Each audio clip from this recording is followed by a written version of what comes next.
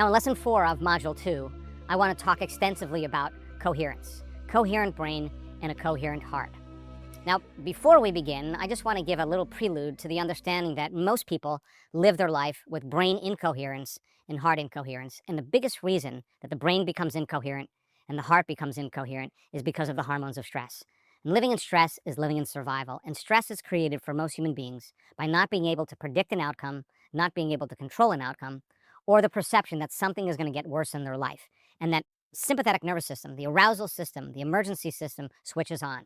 And since every person, every object, everything, every place that's known to you in your life is mapped in your brain in terms of a neurological network, when we can't control, we can't predict, or we have the perception that something's going to get worse, we begin to, because of the arousal of those hormones, shift our attention from one person, to another problem, to another thing, to another place, and to another time. Like a lightning storm in the clouds, the brain begins to fire and compartmentalize. And the modulation and the compartmentalization of activating these different circuits causes different compartments of the brain to begin to disintegrate or fire out of order. When the brain is incoherent, we're incoherent. When the brain isn't working right, we're not working right. And by the same means, when the sympathetic nervous system switches on and the heart starts to race and we're not running and we're not fighting and we're not fleeing, and the heart is pumping against the closed system, the heart begins to function incoherently. Now, incoherent waves, when they interfere with each other, cancel each other out. And that means that energy drops in the brain and energy drops in the heart. So let's talk about coherence. Coherent waves are waves that are in rhythm. They're synchronized. They're in a cadence. There's a certain amount of order. We can see that the peaks and the valleys of every one of these waves are lined up with the other one. Those waves functioning in that kind of order creates an enormous amount of energy. Waves build on waves when they're coherent. Incoherent waves are waves that are out of phase. They're different frequencies, they're different energies, they're not harmonious, they're not orderly. And those waves, when they interfere with each other, tend to diminish the amount of energy that takes place. Your brain is the architect. It is the creator. It's the seat of our conscious awareness. It's where we process thought. The heart, on the other hand, is the seat of our energy, the heart being the creative center. It provides the energy to endorse the creative mind. So the feeling or the emotion, the elevated emotion of what we're creating, what we're falling in love with in terms of our creation, is a function of the heart. When the brain is coherent, it literally is an electrical charge that carries information that sends the signal out into the quantum field. When the heart is coherent, it's what draws the experience to us. It has a magnetic charge. In fact, the heart, when it's coherent, can produce a magnetic field up to 3 meters wide. So think about this. The thought then that's created from the brain is the electrical signal. It is the electrical charge. The feeling, what we have from our heart, is the magnetic energy or the magnetic charge. Combine the thought and the feeling, and now you have an electromagnetic field. Get an elevated emotion into the heart, fall in love with what you're creating, and all of a sudden you begin to broadcast information into the field, just like a Wi-Fi signal. Now, I want to talk to you just briefly for a few minutes about vibration and frequency. We said that everything in the void, in the vacuum, is frequency. It's energy, it's vibration. And vibration is anything that moves between two poles, between 2 points of rest, like a pendulum. So a pendulum starts here, and as it moves down, it's at a point of absolute rest, a point of no time. It stops and pauses. And then as it moves down, it moves to the point of absolute speed. And then as it moves back uphill, it pauses again to another pole, to a point of rest in no time. And as it moves back like this whole movement from here and back is called a cycle. And the way that we measure vibration or frequency is in terms of what's called a sine wave or a wave. This is a representation of an oscillation or a vibration. And at this point where it's at the top, where it pauses like that, that's the point of no time or the point of absolute rest. As it moves to this point where it's moving the fastest, it's rolling downhill right in the middle here. That's the point of absolute speed. And the number of cycles that take place in a second is called frequency. So the faster the frequency, the greater number of cycles per second, or the shorter the wavelength. But all of this is to measure frequency. Frequency doesn't look like this. If we were to take sand and put it on a plate and vibrate that plate at a certain frequency, say 1033 hertz, it would produce a very specific pattern. If we change the frequency, it produces a different pattern, and that pattern represents that frequency. If we change this frequency to a faster frequency, it produces a different pattern, and so on. And we change the frequency to a faster frequency, it produces a more complex pattern. The pattern is a symbol that represents that particular frequency, a signature in a sense. Change the frequency again, produce a different pattern, and that pattern is indicative of this frequency. So every frequency has a different pattern. Now, let's start with heart coherence. This is an example of a person who's sustaining heart coherence. Right about here, you can see that there's a kind of coherent pattern in each one of these individual blocks. Each one of those blocks represents 5 minutes. So for about 50 to 55 minutes, this person is sustaining heart coherence. Now remember, we're measuring the coherence here. It's not what it looks like. This is what it looks like when we measure it. Once again, the person goes back into heart coherence during a meditation, and that represents about 45 minutes of heart coherence. Here's a different person now, sustaining heart coherence for 45 minutes again. And then down at the bottom here, for about an hour, the person has beautiful symmetry, beautiful coherence that's taking place in their heart. But remember, that's not what it looks like. That's the frequency that we're measuring when the heart is coherent. Again, 15, 16 minutes of heart coherence, 10 minutes, 8 minutes of heart coherence. Here's 3 individuals sustaining heart coherence for 45 minutes. Now, once again, this is how we measure heart coherence. It's not what it looks like. This is what it looks like to have heart coherence. Just pay attention to when you see the heart get coherent. It produces beautiful, complex patterns of order, and that complex pattern of order represents your heart when it's coherent and producing very specific frequencies. In other words, when the pattern becomes whole, the person is in heart coherence, and that frequency then is information that the heart is actually creating. The heart being the magnetic charge in the quantum field, it is the love, it is the glue that creates that pattern or that frequency in the quantum field that begins to draw the experience to you. Coherent heart draws the experience to us. Now, let's talk about brain coherence. As I said earlier, when the person is living by the hormones of stress and they're trying to control and predict everything in their life, the arousal of the stress hormones drives the person's brainwaves into what's called high beta brainwaves. And in high beta brainwaves, our attention primarily is on our body because of the arousal. When we're in survival, we got to pay attention to our body. If we're being chased by a predator, we should be paying attention to our body because we have to stay alive. If we're being chased by a predator and the hormones of stress are causing us to move into emergency mode, the arousal causes us to put all of our attention on our environment.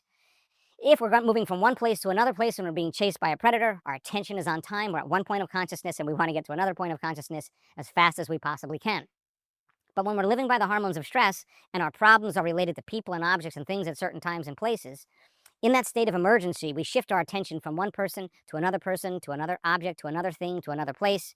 And as we shift our attention, the brain begins to fire those individual neurological networks and the brain begins to modulate. It begins to compartmentalize, and the brain begins to function very incoherently. It's a house divided against itself. We discovered when you live by the hormones of stress and you're over-focused, you're narrowing your focus, you're obsessing about certain things, that loop of obsession causes us to narrow our focus and get fixated on ruminating about all the things in our life that could go wrong. We discovered that when a person broadens their focus, they open their awareness to nothing, to space. The act of sensing, the act of feeling the space, feeling the nothing, causes those different compartments of the brain that were once subdivided to begin to synchronize. And what syncs in the brain, links in the brain. And as those different compartments of the brain begin to synchronize, the different communities begin to function in a more holistic state, and the brain becomes highly organized. So then, when the brain is coherent, it can send a signal out into the field. Now, we measure different compartments of the brain with quantitative EEGs. Each one of these little sensors is picking up a part of the brain, and it tells us if the brain is functioning coherently.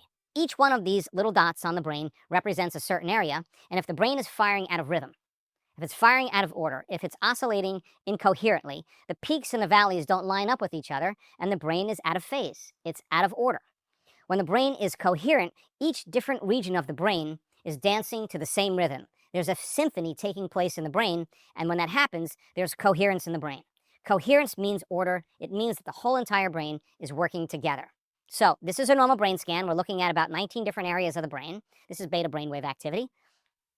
Take a look at this person that becomes very coherent. All of these peaks and valleys begin to line up, and the person moves into that alpha state of imagination. This is where the brain gets highly creative. But remember again, this is how we're measuring coherence in the brain. That's not what the frequency actually looks like. This is more of what it looks like. If you look at these different waves, these are waves upon waves upon waves upon waves upon waves. It's exactly what the speaker looks like that you saw earlier. And the way it's measured is by this beautiful pattern of symmetry, of order taking place in the brain. That is a pattern of order. How much order? A very high amount of order in the brain. So now, Since the brain produces the electrical charge in the quantum field, it's the seat of our conscious awareness. When we become conscious of another possibility, conscious of your abundant life in the void or the vacuum, the moment you become conscious of that reality and you see the symbol, it begins to produce a frequency, changes the energy. Every thought has a frequency. If the brain is coherent, it can send a very clear signal out into the field. If the brain is incoherent, it produces very little effects. Let's put it all together.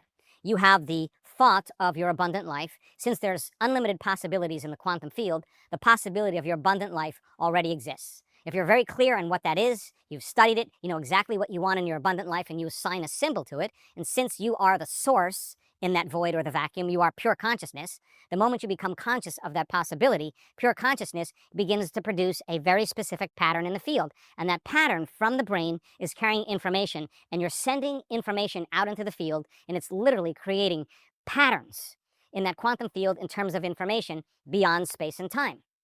If you're doing it in that unifying field and you combine that clear intention with an elevated emotion and you feel the pure love, falling in love with your reality before it happens, the pure love of that creation produces a pattern in the heart. And it's the pattern in the heart that literally draws the experience to us, sending the signal out with the brain, drawing the experience to us with the magnetic field of the heart. Coherent brain, coherent heart. You have a Wi-Fi signal, and since you're creating from the field, and the void is connected to everybody, everyone, everything, everywhere, in every time, change the information in the field. If you're creating from the field instead of from matter, you can begin to shorten the distance between the thought of what you want and the experience of having it.